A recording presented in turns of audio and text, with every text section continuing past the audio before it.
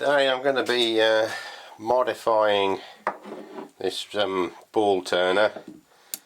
I'm going to take that tool out. I'm going to make a new tool for it, a double tool, which is this one here. I'm also going to make a new base. I'm going to turn up this piece here out of that. This is a special base for the Myford-Lathe, but you could actually just use the ball turner on the cross slide of a normal lathe, but I want to make this so that it actually fits as a direct replacement for the cross slide, because I've got a fixed tool holder. I've got the cross slide and I want to make this to fit in the same adapter so that it's quick and easy to change the tools when I need them. So we're going to go over to the lathe, turn this down into something like that. That will fit into the bottom of this. And then we're going to make a new tool.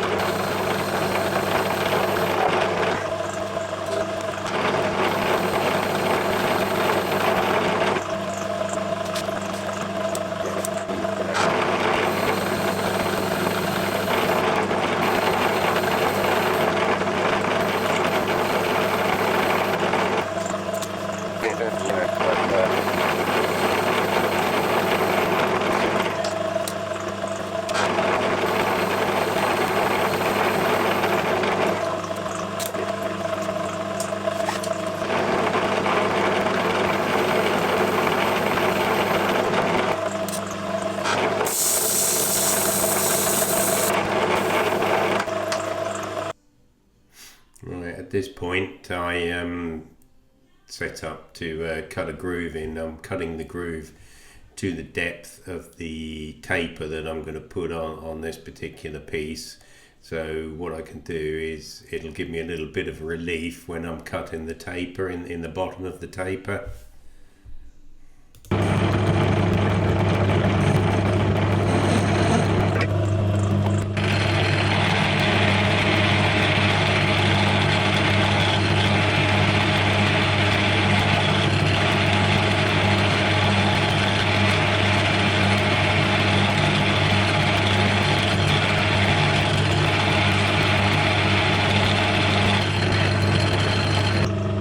Right, I've just got to swap out this for the compound now, because I'm going to be using the compound. I can't take any measurements off of it, so I'm going to make sure I've got the measurements before I kick it off.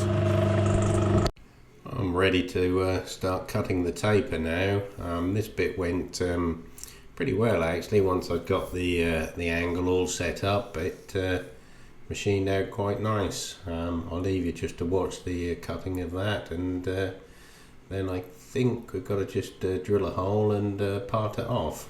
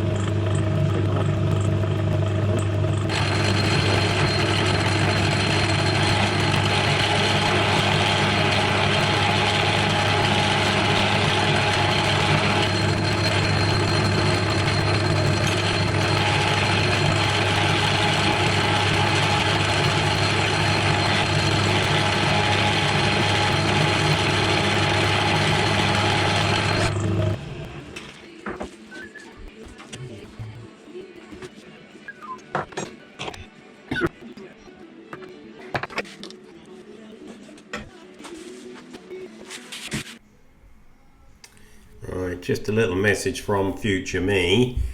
As it turned out, drilling this hole through the centre was a waste of time, but all will become clear on that a little bit further on in the video.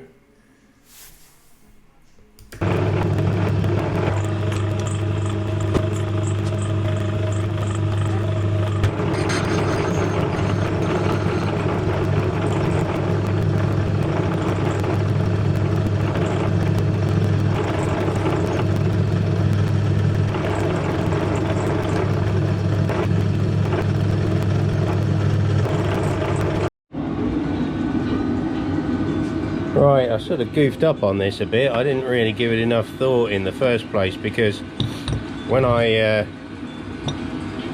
put this in here and bolt it down, what it actually does is bolts to the bit that turns. This bit, the base plate stays still. It's that bit that turns.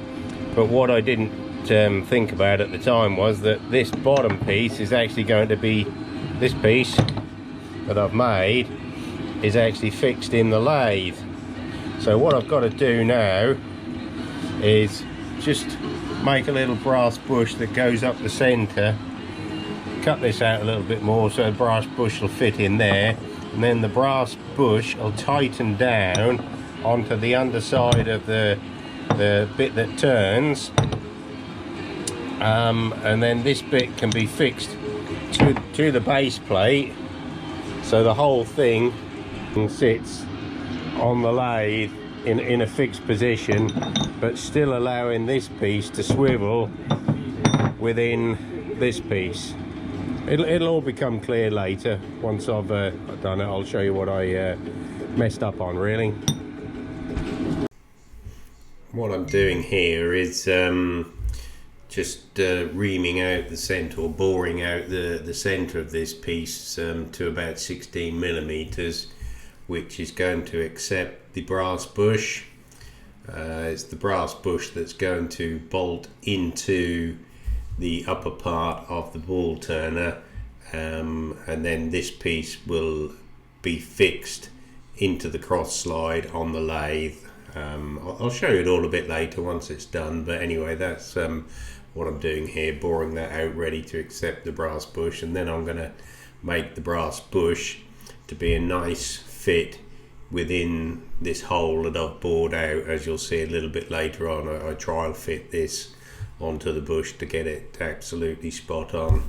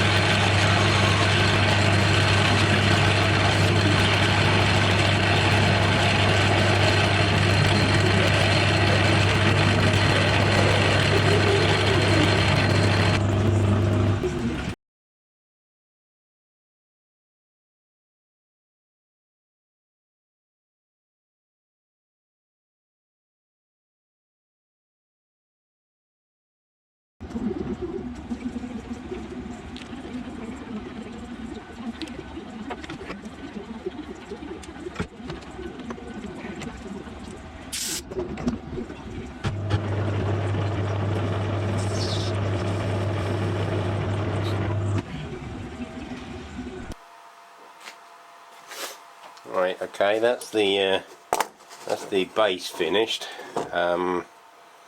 which is all we're going to do in this video. I'll just explain that goes into there like that, and then this piece that I've made now goes into the bottom like that. And the reason, as I was explaining earlier, is I'd forgot that this, well, I hadn't forgot, I didn't really think it through, that this piece has to remain fixed with this piece, but by putting the brass bush in there, it still allows the ball turning tool part of it to spin round, because the brass bush spins with this part here is clamped into the cross slide of the lathe. So that's the sort of modification. As this tool came from India, it's not particularly good quality, but by the time I finish modifying it, it'll be fine. It's designed to have a couple of bolts drilled into the cross slide, which I didn't fancy doing, so I thought I'd make up this part. Let me just get the other cross slide.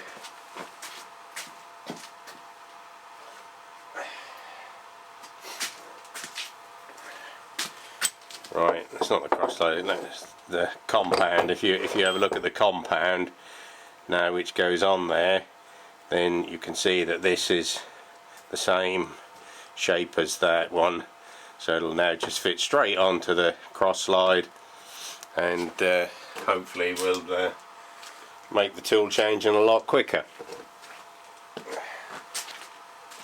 Right, that's it for this video. I had planned to do the whole thing in one, but this all took a little bit longer than I thought it would. So right, in the next video I'm going to be making a tool, a double-sided one of this. The reason for the double-sided tool will be so I can do external ball turning and also some internal curves and that type of thing, just to give me a little bit more scope. I'm going to make it as a double, or I might just make another single facing the opposite way so that I can still do curves but with a separate tool.